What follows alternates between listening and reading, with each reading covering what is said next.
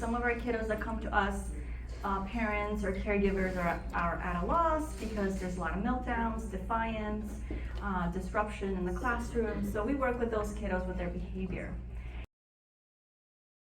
Occupation, which some people think that's what it is, like, is it career-based? No. It's helping you be able to participate independently in whatever occupation you find meaningful. So for kids, it could be, okay, their occupation is to play with other children, but maybe they have a hard time socializing with their kids or connecting or taking turns during games or following the rules of a game, right? So what we do as occupational therapists is we help them be able to participate in these activities appropriately and just how they are expected to. And it's very holistic in that there's no intrusive medication, it's very just natural-based type of therapy. So here's a little boy, he's riding his bike, it's Saturday morning, he wants to go on a stroll, like ride his bike, have a good time. And then suddenly the sun comes up and it's really bright for his eyes, okay? And then as he's riding his bike, there's a road next to him and the cars are going and they go really loud and really fast and go vroom, vroom, vroom. And so he's getting distracted by the sunlight and he's getting distracted by the noise. And then what happens? He falls down and he's not able to ride his bike, right? He gets distracted, he gets overwhelmed, and he falls off his bike. So that could be one thing. So fidgets, the first thing I would say if you do want to have fidgets is it's a tool, okay? So it's not a toy. So because it's a tool, I'm only recommending that you give out fidgets either between activities, or if a kid needs a break, you could have a little break corner with fidgets, okay? Or you can do a little 5-minute break where everybody gets a fidget, but it's not meant to be something they could just grab, they can hold on to it and play with it, because what happens is some kiddos it may start off as a fidget, which helps them focus and attend because it keeps their hands distracted, and a lot of kiddos seek tactile input in their hands. This is where we have a lot of nerve endings, and so maybe they seek something to touch and grasp, but then it becomes a toy, and then their friend comes over and then they're slinging things on each other, throwing, right? So the first thing is you have to explain to the child the rules of a fidget, and you have to also, as a teacher, understand, is this child going to be responsible to have a fidget? Use your own judgment. With tactile input is vibration. Some kids love to feel vibration on their body. It's actually very calming and soothing, while other kids find it very irritating. So again, use your judgment. Maybe during the break, when you have your little break corner, you can have a vibrating snake. And so this has 2 levels and it vibrates, and you put them around. So this was actually made as a massager originally, but we now use it with our kids, and so they can wrap it around their body, and maybe it'll help them calm their body down, right? Especially those kids that are always jumpy. Something else that's really cool is I have this cloth. So sometimes something simple as a piece of cloth can be a tool that we use, and I have kiddos that are picky, pick on their nails, pick on the skin to the point where they're bleeding. Yeah, so I'll give them a cloth that's textured and I'll have them pick on this instead. Okay, so this is an alternative, because what happens if you tell your kid stop, don't do this, you're hurting yourself, stop. What are they gonna do? Yeah, they're gonna make it worse, right? It's gonna stress them out. So we also have to think about what's an alternative. What can we give them that's more appropriate and safe? But we have to give them another option. We can't just say stop and expect them to stop. And so her wrist is a joint, her elbow, and I put my arms around and I squeeze and release. Squeeze, so I'm giving deep input to her joints. Then I go up, squeeze and release, squeeze and release. So when I do one side, I always go to the other side. So if I do the wrist, I'll do the wrist. Elbow, I'll do the elbow. And then shoulders, I just push down. When they get more input to their lap, then they actually feel something on them. So it's almost like these are the kiddos who are astronauts, right? They kind of feel like they're floating in space. They really don't have an accurate perception of their body. And so they feel like they're just floating in the space. So they need something heavy to weigh them down. So we give them the weighted lap pads. So this is another one. This is a vibrating cushion. So there's actually a vibration in here. So as you sit on it, and you go, as I pass this around, go ahead and sit on it. You'll feel, if you want it. But like, some kids love it. They love the feel of the vibration. And again, you don't have to use it throughout the whole day. So changing our position, so that way they're not sitting for too long or prolonged periods of time, will help them engage and participate with their worksheets. Or maybe some of you use this disco seat cushion. So it's inflated with air. And you have them. And so it's textured, it's really textured on one side, not so much on the other. And what happens is now they're not sitting on a hard surface. Now they're sitting on more like air, and they can wobble around in their seat. So they're getting more movement to their body, which you could buy at Walmart. And then I'll have them bang them down.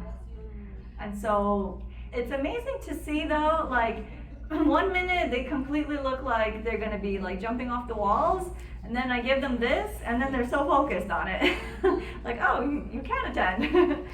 So again, this is working on their proprioception because they're getting more input to their joints as they're hammering it down. So that's another fun activity you could do. For anybody can do it in the class. Focus and to follow attention. So instead of saying, everybody look at me, be quiet, come here, da-da-da, they might hear it, but they're not listening to what my words are, right? But if I like use a bell, then they're like, oh, what's that noise? And then I get everybody's attention. So using a bell or whistle is a great tool to get attention. A singing bowl, anybody seen these before? Okay, so it's very difficult for them to process sounds. Have you guys seen like noise reduction headphones, right? Some of our kids wear these. So print on white paper. But what happens is some kiddos, the white paper dominates the black print.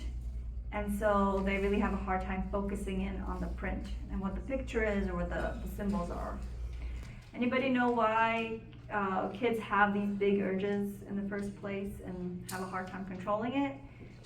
It's because of stress. So when there's high levels of stress, that's when kids are having a hard time learning to self-regulate. So what goes on in the brain is basically when a kid perceives there's a threat, right, like a bear, but it's not a bear. They perceive a threat, their amygdala, this part of the brain that sends off an alarm, goes off. It's like boop, boop, boop, boop.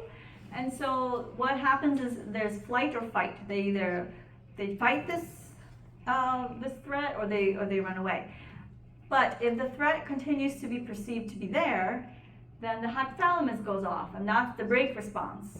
And that's where kids freeze, right? You ever feel like you're in such high fear that your body, you can't move, you're just in freeze mode?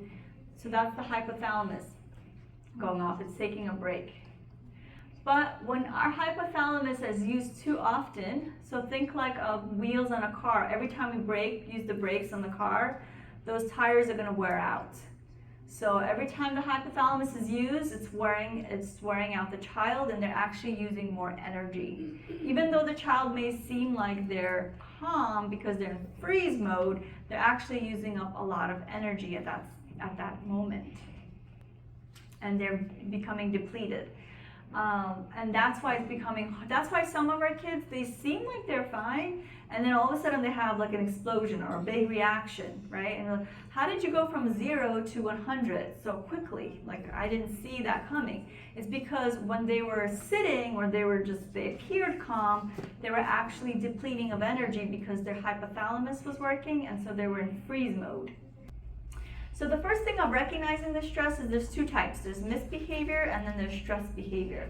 And misbehavior is when a child is able to provide an explanation for their behavior, right? If something's going on, they're able to verbalize what's going on internally, what happened. But if a child continues to cry when you ask them, like, what happened, and they can't seem to compose themselves, that's when they're under stress behavior. Then another thing I teach kids when we talk about self-regulation is I teach them about emotions using this curriculum called the zones of regulation. And that's me teaching some kiddos And basically there's 4 colors to the zones of regulation. So we have the green color, which is when you feel calm, happy, and focused. And then we have, we actually start with blue. So blue is when you're feeling sad, tired, fatigued, and I always say it like a car. So sometimes when we turn the engine on, it's like really slow, like boop, boop, boop, like really slow. That's when we're in the blue zone. When we're feeling just right and ready to work, we're in the green zone. When our body starts to feel a little silly, like we're surprised, we feel excited, then we're in the yellow zone. And then the red zone is basically when our feelings are intense, okay? That's where we're frustrated, angry, we feel like we, out of control. This is the red zone. And so what I do is, now kiddos know that no matter what feeling they have, it could fall under one of these zone colors. And then after they learn about the zone colors, which will go here, blue, green, then I teach them, I'll give them pictures of animals, and then they can also learn to identify what these animals are feeling based, which zone do they go into. So this makes activities much more fun because we have animals in there. And then there's a movie called Inside Out, which is awesome. It also talks about feelings, and also I print out little images of the characters from the cartoon, and then they could glue it into the appropriate zone color. So again, blue is like sad, green is happy, yellow is scared or nervous, red is like frustrated, angry.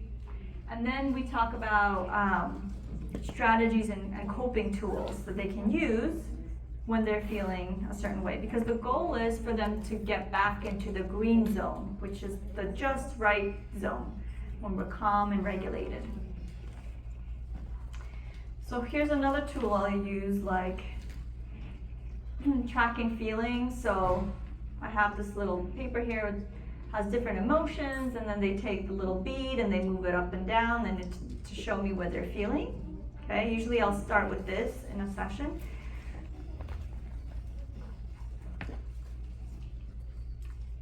And then coping tools could be like if you feel bored, maybe you could read a book, look at a feel-good pictures, or if you feel silly, maybe we could do some push-ups against the wall and then relax. Even if they're sitting in a chair and they feel a little silly, you could do some chair push-ups. So basically you put your hands down. Maybe if they feel scared, we could teach them that they can get a hug from a bear. Oh, by the way, I forgot to pass this around. This bear here, he's actually like a weighted bear. So I stuffed him up with rice and different materials to give him more weight. So maybe they could give a bear a hug.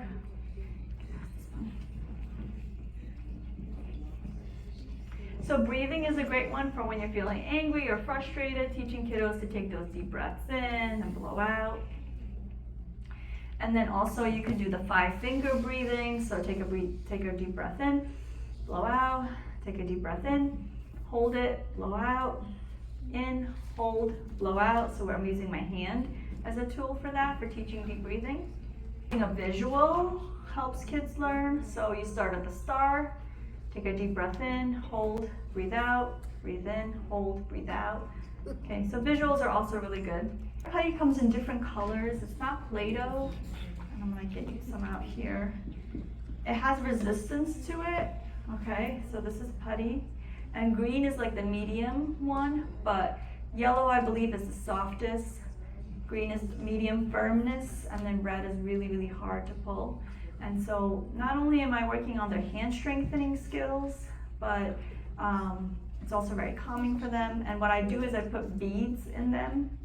And so as they're pulling it and stretching it out, they have to find the beads, and then becomes a little fun activity.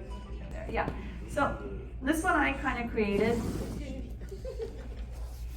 So this one, I talk about like, okay, right now we're gonna be using loud voice. Okay, it's okay to use the loud voice. So I have these little lights here, and I'll turn it on.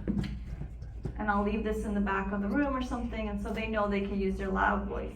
Or maybe we have to use our medium voice because we're in our classroom and this is time for us to collaborate with our peers so we can talk, so we can have the medium voice, and I'll turn that light on.